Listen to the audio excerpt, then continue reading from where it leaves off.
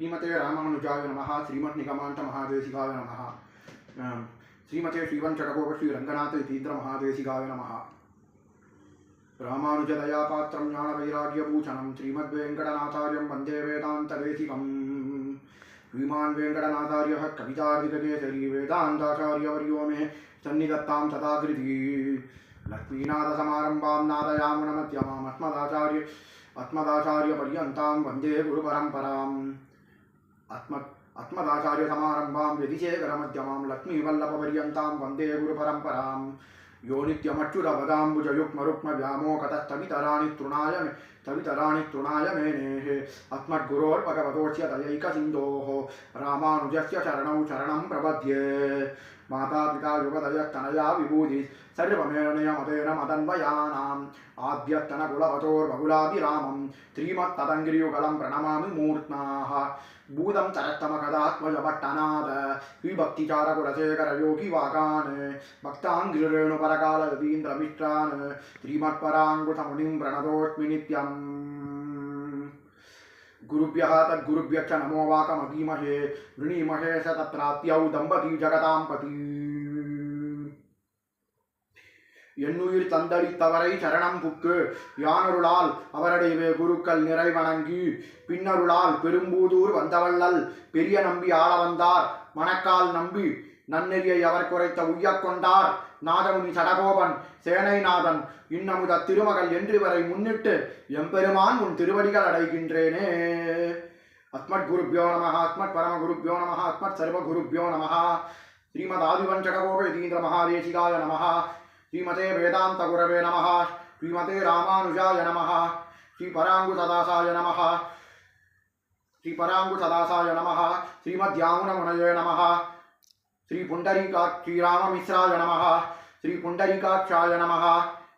श्रीमन्नाथमुनये नमः। श्रीमते षडकोपाय नमः। श्रीमते विश्वक्षेणाय नमः। श्रीयै नमः। श्रीधराय नमः। அடியன் வருண் ஸ்ரீவட்சன் பேசுகிறேன் நங்கநல்லூர்லேருந்து. இன்னைக்கு நம்ம குரு பரம்பரை பிரபாவத்தில் முதல் 3 ஆச்சாரியர்கள் அடுத்து முதல்ல பெரிய பெருமாள் பற்றி பார்த்தாச்சு. பெரிய பெருமாள் பிறைய பிராட்டியார் விஸ்வக்சேனர் நம்மாழ்வாருங்கிறவா இருக்கா. முதல்ல பெரிய பெருமாள் பற்றி எல்லாருக்குமே தெரியும். அவர் வந்து யாருன்னா பெரிய பெருமாள் எல்லாருக்கும் தெரியும். ராமரால் ஆராதனம் பண்ணப்பட்ட மூர்த்தி பெரிய பெருமாள். குரு பரம்பரையில் இவர் எப்படி பெரிய பெருமாள் வந்து நமக்கு ஆச்சாரியன்னா நாராயணன் தான் பிரதம குரு. பீரவாடை பிரானார் பிரம குருவாகி வந்துங்கிற பாசுரத்துக்கு ஏற்ப நாராயணன் தான் பிரதமாச்சாரியான். அப்ப இந்த நாராயணன்ல பெரிய பெருமாள் எப்படி நமக்கு பிரதம ஆச்சாரி, அதுல பெரியவா சொல்லுவா நாராயணனே தான் நமக்கு பிரதம குரு. ஆனா அவன் குரு பரம்பரையில என்ன சொல்ல வருது, அப்படி வர முடியாது. எப்படின்னா காரணம், முதல்ல பெருமாள் என்ன பண்றாருன்னா நரநாராயண ஆசிரமத்துல இருந்துட்டு திருமந்திரத்தை வந்து நரனுக்கு உபதேசம் பண்றார். பெருமாளே நரனா நாராயணன் அவதாரம் எடுத்துட்டு நரனுக்கு நாராயண ரூபியா பரமாத்மா திருமந்திரார்த்தத்தை உபதேசம் பண்றார், அச்சாட்சரத்தை. அடுத்தது பரமபதத்துல பிராட்டியாருக்கு துவயத்தை உபதேசம் பண்றார். அடுத்தது குருஷேத்திர யுத்த காலத்துல சரம ஸ்லோகத்தை உபதேசம் பண்றார் அர்ஜுனனுக்கு கிருஷ்ணனா. அப்ப இந்த இடத்துல என்ன விசேஷம் அப்படின்னா பெருமாள் அதாவது இந்த 3 விஷயத்தையும் வெளியிட்டவர் தான். அவரே இந்த 3 ரகசியார்த்தங்களையும் வெளியிட்டவர் தான், சேதனர்கள் உய்யும் பொருட்டு. ஆனா இங்க என்ன ஒரு விசேஷமா, இது வந்து அவன் வெவ்வேறு இடங்கள்ல வெவ்வேறு காலங்கள்ல வெளியிட்டான் பெருமாள். அதாவது என்ன சொல்ல வருது, பெருமாள் வெவ்வேறு இடங்கள்ல வெவ்வேறு நேரத்தில் இதை வெளியிட்டிருக்கான். அதனால உடனடியாக அவனை குரு பரம்பரையாக கொள்ளவில்லை. இதுல ஏன் பெரிய பெருமாள் வந்து நேரடியான குருனா, பெரிய பெருமாள் என்ன பண்றாருன்னா ஒரே நாள்ல பிராட்டியாருக்கு இந்த ரகசிய திரயத்தை உபதேசம் பண்றார். திருமந்திரம் துவயம் சரம ஸ்லோகம் ஒரே நாள்ல ஒரே வில சொல்லிடுறாரு பிராட்டியாருக்கு. இத பிராட்டியார் என்ன பண்றாருன்னா நேரடியா விஸ்வக்சேனருக்கு சொல்லிடுறா.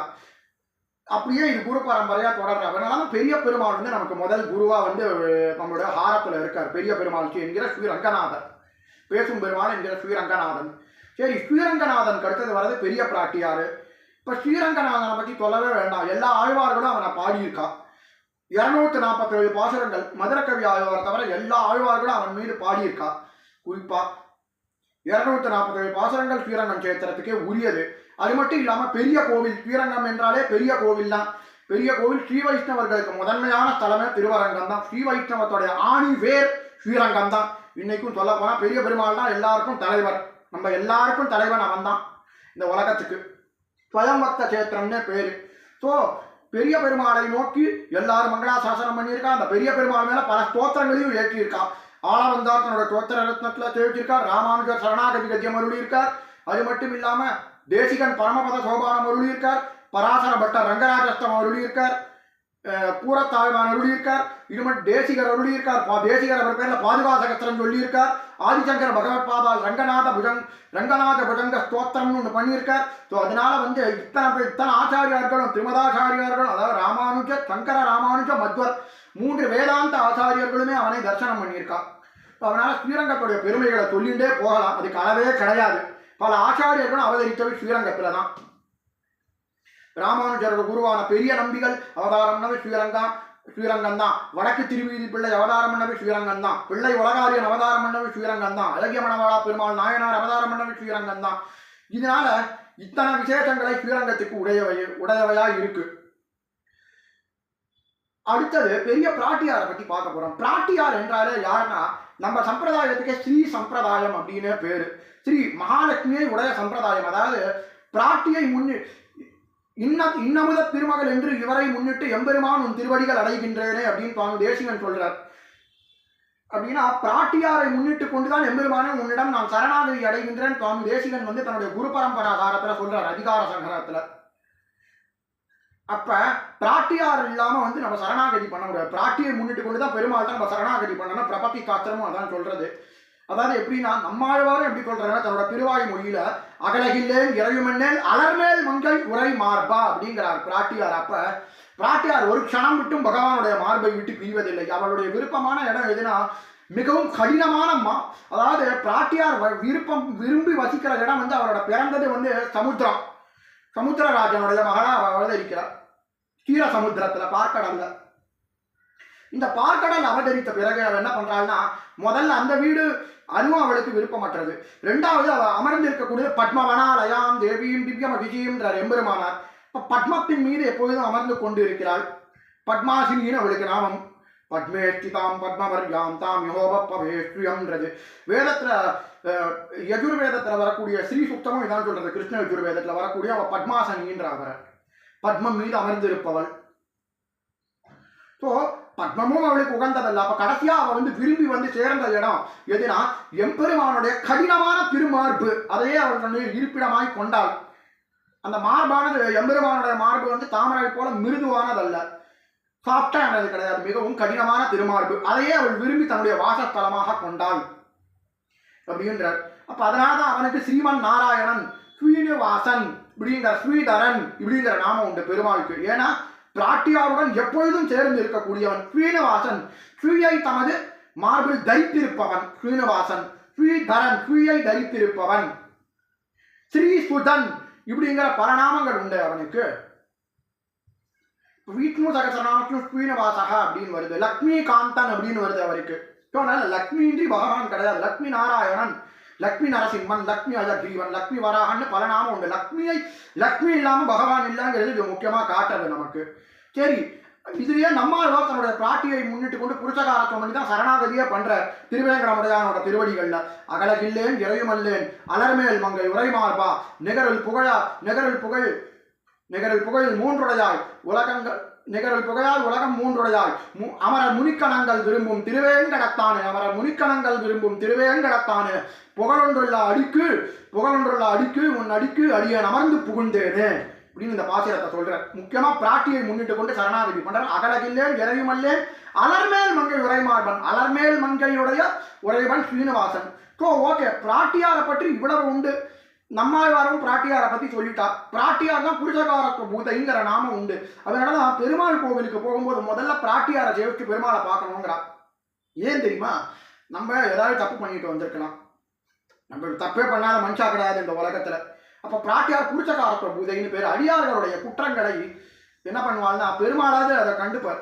தாயார் என்ன சொல்வாள்னா இவன் வந்து நம்ம சேவிக்கிறோம் அவளை போயிட்டு. தாயார் என்ன சொல்வாள்னா பெருமாள்கிட்ட போயிட்டு தாயார் நம்ம சேவிச்சு நம்ம அவனோட மூலஸ்தானத்துக்கு போறோம்னு வைங்க. தாயார் உடனே பெருமாள் சொல்வார், இவன் நம்மளோட குழந்தை, இவன்கிட்ட எந்த குற்றமும் குறையும் கண்டுபிடிக்காதீங்கோ, இவனுக்கு நிறைய ஆசீர்வாதம் பண்ணி அனுப்புங்கோ அப்படின்னு அம்மா அப்பா கிட்ட சொல்றா. இவனோட அம்மா அப்பா கிட்ட சொல்றதுனால அம்மாவை பற்றி சேவிச்சு அப்பாவை சேவிக்கணும் அப்படின்றதுல இந்த முறையில இருக்கு. பிராட்டியார் தான் நம்மளோட அம்மா, பெருமாள் தான் நம்மளோட அப்பா.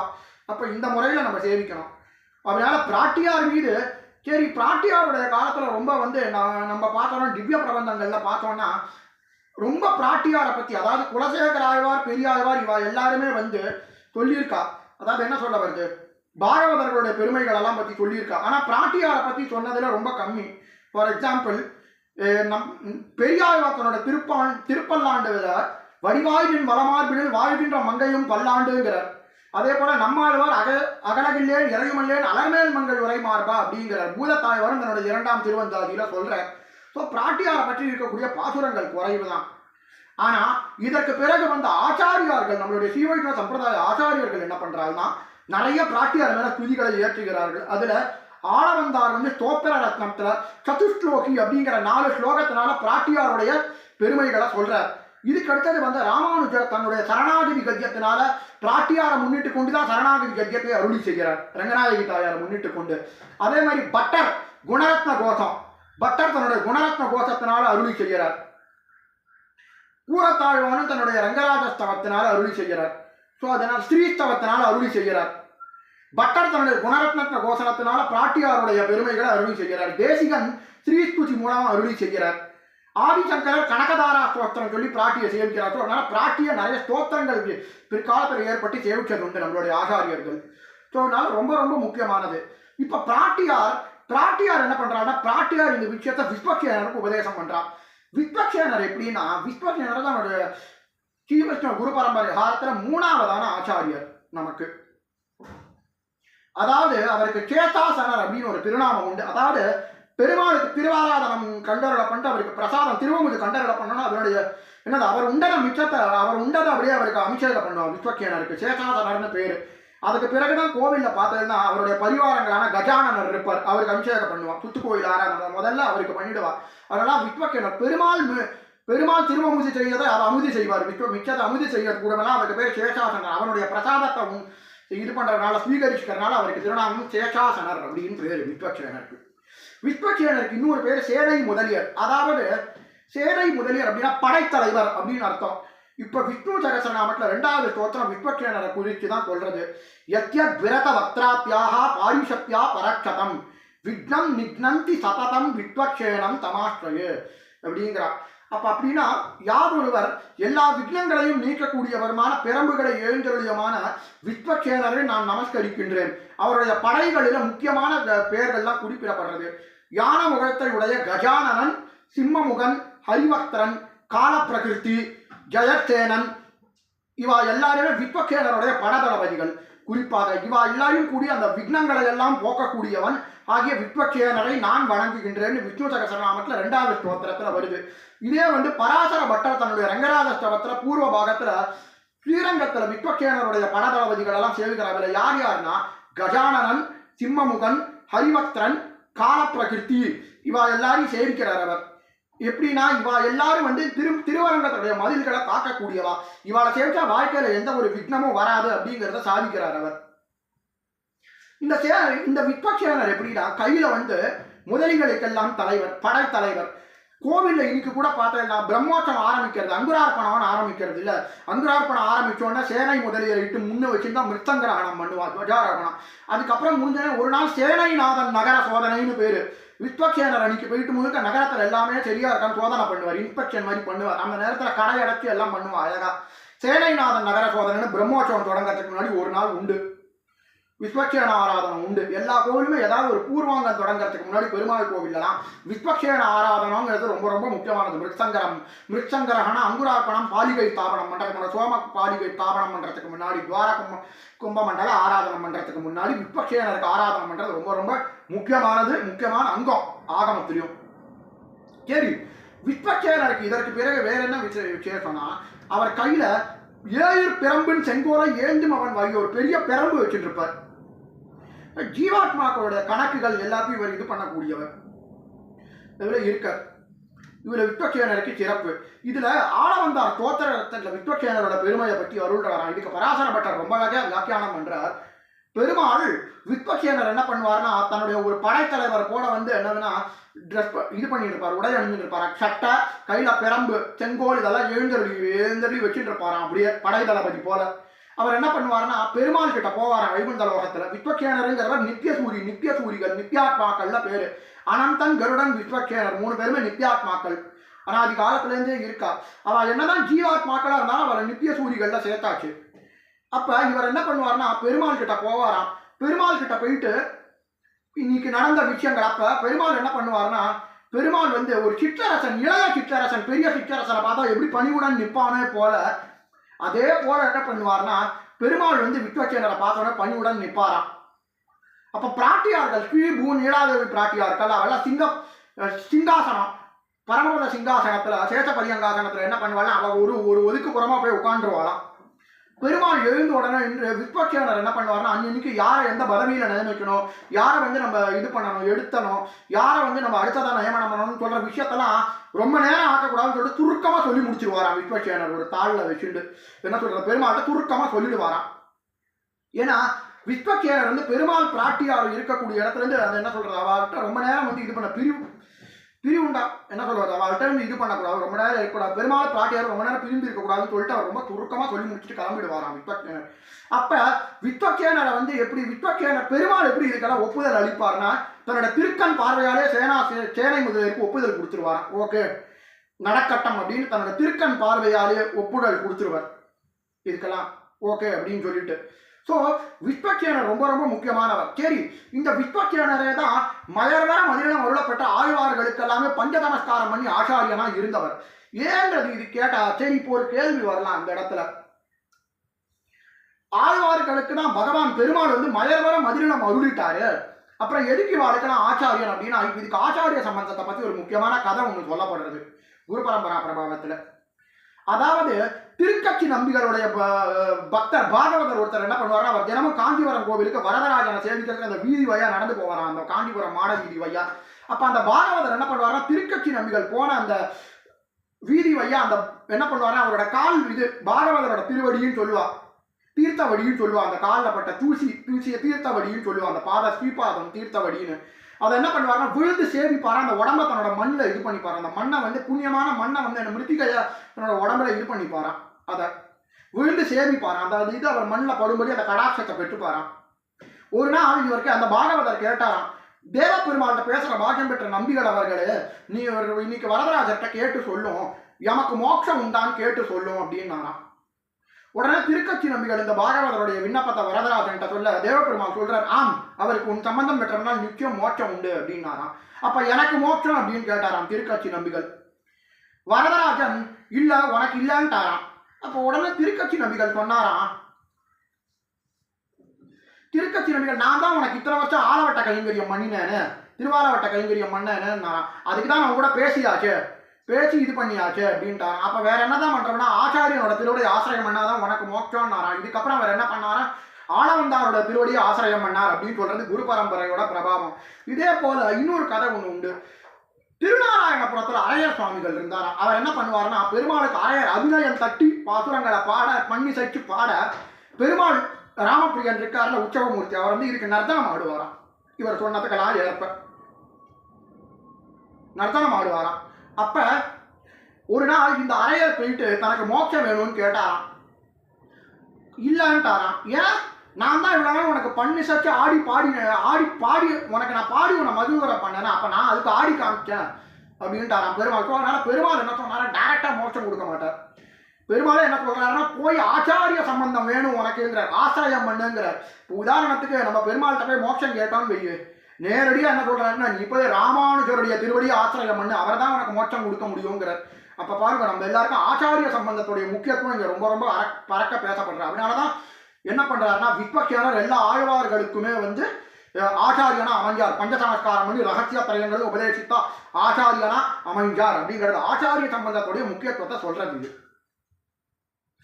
அடுத்தது இதே விஸ்வக்சேனர் என்ன பண்ணாருன்னா நம்மாழ்வாருக்கு ஈங்குலகில் சடகோவருக்கு இதமுறைத்தான் வாயுவேன்னு சொல்றது போல நம்மாழ்வாருக்கு சமாச்சாரம் பண்ணி ரகசிய திரயங்களை உபதேசித்தார். இதே விஸ்வக்சேனர் திருக்குறுகூர்ல நம்மாழ்வார அவதாரம் பண்ணார். அடுத்த ஆச்சாரியன் நம்ம நாலாவது ஆச்சாரியன் நம்ம பார்க்க போறது நம்மாழ்வார்.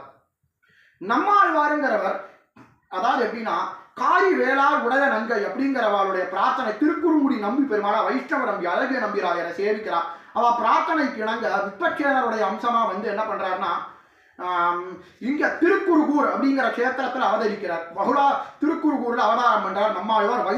வைசாகசி மாசம் விசாக நட்சத்திரம் கூடிய சுபதினத்தில் அவதாரம் பண்றார் நம்மாழ்வார். இவருக்கு பெற்றோர்களுக்கு இட்ட திருநாமம் காளிமாறன் அப்படின்னு பேரு. ஆனா இவருக்கு சடகோபன் அப்படிங்கிற நாமம் எப்படி வந்தது அப்படிங்கிறத நம்ம பார்க்கணும். அதாவது இந்த பிறந்த பிள்ளை வந்து எப்படின்னா தாய்ப்பாலும் சாப்பிடல ஒன்றும் சாப்பிடலையா. இப்போ ஒரு நாள் இவ திருக்குறுகூர்ல குடிக்கொண்டுள்ள ஆதிநாதனுடைய கோவிலுக்கு போறா. ஆதிநாதன் என்கிற பொலிந்து நின்ற பிரான், பெருமாளுக்கு திருநாமம் பொலிந்து நின்ற பிரான்னு பேர் அந்த ஊர் பெருமாளுக்கு. அப்ப அந்த பொலிந்து நின்ற பிரான் கோயில போயிட்டு பெருமாள்கிட்ட பிரார்த்திக்க அந்த குழந்தை என்ன பண்றதா ஒரு புளிய மரத்தடி இருக்கான், ஒரங்கா புலி மரம்னு பேரு. அந்த ஒரங்கா புலி மரத்துக்கு அடியில போயிட்டு அந்த பொந்துல உட்கார்ந்துன்றான். அப்ப அதனால அந்த குழந்தை பாருங்களா தாய்ப்பாலும் கிடையாது, ஒரு சடம் நீர் உணவு எதுவும் சாப்பிடாம அப்படியே தியானத்துல இருக்கான் அந்த குழந்தை. அதனாலதான் அந்த குழந்தைக்கு பேர் சடகோபன் அப்படின்னு பேரான். சடகோபம்னா நம்ம உடம்புல சடகோபன் அப்படின்னா நம்ம உடம்புல சடம்னு ஒரு வாயு இருக்கான். இந்த வாயுவை கோபிச்சதுனால சடகோபன் அப்படின்னு திருநாமம் அவருக்கு. அது மட்டும் இல்ல அதாவது என்ன சொல்றது, வேதத்துக்கு புறம்பான மதங்களை எல்லாம் அவர் கண்டித்தார். அதனாலதான் அவருக்கு சடகோபன் அப்படிங்கிற திருநாமம் வந்துதான். இதற்கு பிறகு நம்மாழ்வார் வந்து பலகாலம் வந்து யோகத்துல ஆழ்ந்திருந்தார் அப்படின்ற ஒரு தியானத்துல இருந்தாராம். தியானத்துல இருந்த நம்மாழ்வார் எப்படின்னா அதாவது திருக்குறுகூர் நம்பிய தியானத்துல இருந்தாராம். இந்த எல்லா அவர் வந்து பாடின திருவாய்மொழி பாசுரம் திவ்யதேச பெருமாள்கள் என்ன பண்ணாரா, அவர் இருக்கிற இடத்துக்கு நேரடியா வந்து அவருக்கு பிரத்யட்சமானாராம். அவர் இருந்த இடம் என்ன பண்ணார், ஒரங்கா புலி மரம்னு பேர். அதுக்கு பேர் திருப்புலி ஆழ்வார்னு பேரு. இதுக்கு ராமாயணத்துல சுவாரஸ்யமா ஒரு கதை ஒண்ணு சொல்றது உண்டாம். ராமபிரானுடைய அவதாரம் முடியற நேரம், திரேதாயுகம் முடியற நேரம், ராமர் வந்து வைகுண்டம் ஏக வேண்டிய நேரம். அப்ப பெருமாளை சும்மா ரிமைண்ட் பண்றதுக்கு யமதர்மராஜன் உள்ள வரானா. அப்ப தூர்வாசமா ஆனா ராமர் என்ன சொன்னார்னா, யார் வந்தாலும் அவளை உள்ள விடாத, நான் யமதர்மனோட பேசிட்டு இருக்கேன், யார் வந்தாலும் என்ன உள்ள விடாதப்பா அப்படின்னு சொல்லிட்டாராம். அப்ப அந்த நேரத்துல தூர்வாச மகரிஷி வந்தாராம். அவர் வந்து பயங்கர ஷார்ட் டெம்பர்டு. இந்த தூர்வாச மகரிஷி வந்தாராம். தூர்வாச மகரிஷி வந்து நான் ராமனை பார்த்தே ஆகணும்னாராம். இவர் வந்து உள்ள லக்ஷ்மணனார அப்ப என்ன பண்றதுன்னா ஒன்னு தூர்வாச மகரிஷி உள்ள விடனா அவரோட சாபத்துக்கு ஆளாக முடியும். இப்ப உள்ள விட்டா ராமனோட கோபத்துக்கும் ஆளாக முடியும். இப்ப என்ன பண்றதுன்னு தெரியாம வேற வழி இல்லாம தூர்வாச மகரிஷிய உள்ள விட்டுட்டாராம் லக்ஷ்மணன். என்ன பண்றதுன்னு தெரியாது. ஒரு பக்கம் அண்ணாவுடைய கோபம், இன்னொரு பக்கம் முனிவருடைய கோபத்துக்கு ஆளானா என்ன பண்றது அப்படின்ற என்ன சொல்றது சூழ்நிலை. அப்ப என்ன ஆச்சா, உடனே இவரும் வந்து போய் பார்த்துட்டு தன்னுடைய சம்பாஷணைகள்லாம் பகிர்ந்து வந்துட்டு 2 பேரும் கிளம்பிட்டாலாம், யமதர்மனும் தூர்வாசரும். உடனே ராமர் வந்து லக்ஷ்மணர்கிட்ட கோபத்தோட, நான் உங்ககிட்ட என்ன சொன்னேன், நீ யாரையும் உள்ள விடாதன்னு தானே சொன்னேன் நான் சம்பாஷணை போதுனாராம். இல்லைண்ணா அவர் எனக்கு சாபம் கொடுத்துருவாருங்கிற காரணத்தினால தான் நான் உள்ள விடலை அப்படின்னாராம். உங்க வாக்கியம் மீற முடியலண்ணா என்னாலண்ணா. சரி விடு, வேற வழி இல்லை, பண்ண தப்பு பண்ணதான், அதுக்கான தண்டனை நீ அனுபவிச்சுதான் ஆகணும் அப்படின்னாராம். அண்ணா உங்களை விட்டு என்னால பிரிஞ்சு இருக்க முடியாது அப்படின்னாராம். கவலைப்படாத, நீ நன்மை கோசரம் தான் போற அப்படின்னாராம். நீ நன்மை கோசரம் தான் போற அந்த உலகத்துக்கு அப்படின்னு சொல்லிட்டு என்ன பண்ணாராம், நேரடியா அவர் கையில ஒரு கணையாயியை கொடுத்தாராம், தன்னோட கணையாயியை. இந்த கணையாயியை எடுத்துட்டு எந்த இடத்துல அந்த கணையாயி விழறதோ அந்த இடத்துல நீ வந்து ஒரு ஒரங்காப்புலி மரமா மாறிடு அப்படின்ட்டாராம். உடனே இது என்ன ஆச்சா, அவருடைய கணையாயி வந்து தாமிரபரணி நதி தீரத்துல திருக்குறுகூர்ல விழுந்துதான். திருக்குறுகூர்ல விழுந்த இடத்துல என்ன ஆச்சா, அந்த இடத்துல அவர் ஒரங்காப்புலி மரமா மாறிட்டாரு லக்ஷ்மணர் தான் அந்த ஒரங்காப்புலி மரம். அதனாலதான் அவருக்கு பேர் திருப்புலி ஆழ்வார்னு பேர் அந்த மரத்துக்கு. இன்னமும் சேவிக்கலாம். நம்மாழ்வார் அந்த இடத்துல 18 வருஷ கால யோகத்துல இருந்த மரம் அது.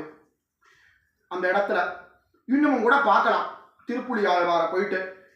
அது கவலையே படாத, கலியுகத்துல வந்து விஸ்வச்சனரோட அம்சமா நான் வந்து நம்மாழ்வார அவதரிப்பேன். அந்த நேரத்துல வந்து நீ என்ன பண்றேன்னா, கவலையே படாத, விஸ்வச்சனரோட அம்சமான அவதரிக்கிற நேரத்தில் நீ அவருக்கு நிழல் கொடுப்பாரு, ஒரு நல்ல காரியத்துக்கு மரமா இருப்பேன்றதுதான் பெருமாள் லக்ஷ்மணருக்கு அருளினார் ராமர். சரி, இதுக்கு அடுத்தது என்னன்னா, நம்மாழ்வார் வந்து 18 வருஷம் யோகத்துல இருந்தாராம். அப்ப என்ன பண்றாருன்னா தியானத்துல இருந்தார். ஒரு நாள் அயோத்தியால இருந்து இந்த ஊருக்கு ஆழ்வார் சிலருடைய பக்கத்து ஊர் தான் வந்து திருக்கோளூர் அப்படின்னு பேரு. திருக்கோளூர்ல வைத்தமானிதி பெருமாள் குமுதவள்ளி தாயார் கோளூர்வள்ளி தாயார் அவதரித்த சேத்திரத்தில் அவதரித்தவர் தான் மதுரக்கவி ஆழ்வார்னு பேரு. இவருக்கு ஏன் மதுரக்கவி ஆழ்வார்னா, மதுரமான கானம் பாடுற, மதுரமான கானம் இசைத்து பாடுறதுனால அவருக்கு பேர் மதுரக்கவி ஆழ்வார் அப்படின்னு பேரான். அவருடைய இயற்பெயர் யாருக்கும் தெரியல. மதுரக்கவி ஆழ்வார் ஒரு நாள் யாத்திரை புறப்பட்டு போயிட்டு இருக்கும்போது அயோத்தியாவிலிருந்து ஒரு மிகப்பெரிய பிரகாசமான ஒளி ஒன்று தெரிஞ்சுதான். அந்த ஒளியை நோக்கியே போனாராம் மதுரக்கவி ஆழ்வார். ஒளியை நோக்கி போகும்போது அந்த ஒளி எங்க வந்து முடிவடைஞ்சுன்னா, திருக்குறுகூர்ல திருப்புலி ஆழ்வார் அடியில அமர்ந்து கொண்டிருக்கிற நம்மாழ்வார்கிட்ட வந்து சேர்ந்துதான். அப்ப நம்மாழ்வார் வந்து நல்ல தியானத்துல இருந்தாரா. மதுரக்கவி ஆழ்வார் அவர்கிட்ட பேசணும்னு சொல்லிட்டு என்ன பண்ணாரா, ஒரு சின்ன கல் எடுத்து இப்படி ஆழ்வார் மேல போட்டாங்க. உடனே ஆழ்வார் தியானம் கலைந்து இவர் ஒரு கேள்வி கேட்கிறார். மதுரகவி ஆழ்வார், செத்ததன் வயற்றில் சிறியது பிறந்தால் எத்தை தின்று எங்கே கிடக்கும் அப்படின்னு ஒரு கேள்வி கேட்டாராம். உடனே நம்ம ஆழ்வார் அத்தை தின்று அங்கேயே கிடக்கும் அப்படின்னாராம், இப்படி கை காமிச்சு. இதுக்கு ஒரு மிகப்பெரிய அர்த்தம் உண்டு.